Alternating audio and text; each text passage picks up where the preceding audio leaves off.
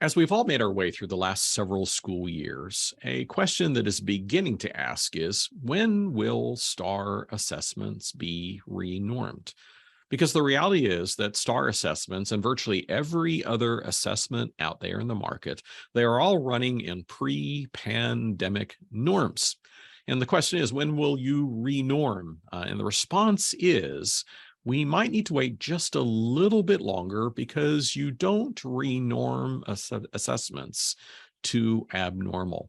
Let me illustrate why and what I'm talking about. Let's think back in time and think about what we've been through over the last couple of years. During the 2019-2020 school year, things had started out pretty normally and ran pretty normally to sometime in early March when the pandemic began to hit and we had to make our way through that spring.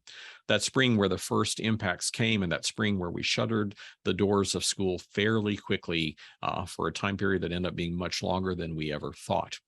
That year was then followed by the 2021 school year, which I will refer to as the pandemic year. Let's think about what was going on there. We were struggling to have students to connect to the remote learning. In some cases, schools were in and out.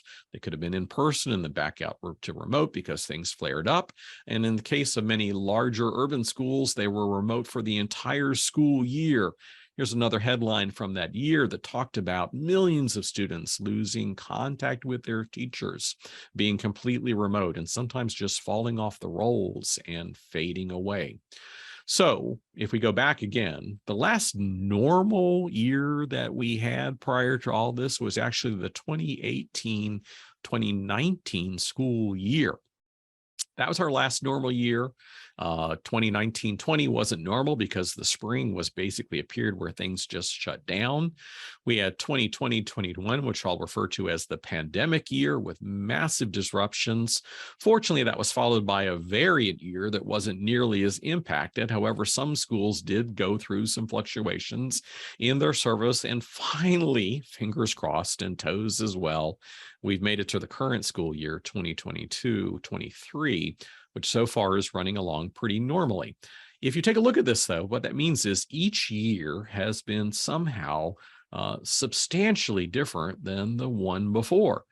You wouldn't have renormed between 2019 and 2020 ending school year, the normal year or the last normal year in the next year, because the spring of 2019-20 was so disrupted. You wouldn't want to compare these 2 years because they were radically different. Yes, there were disruptions in 21-22, but nothing on scale of the disruptions of 2021.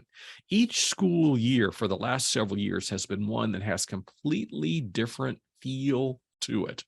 And as a result, there was no period all the way back until maybe the 2018-2019 school year where we could have done any norming, where things were kind of normal.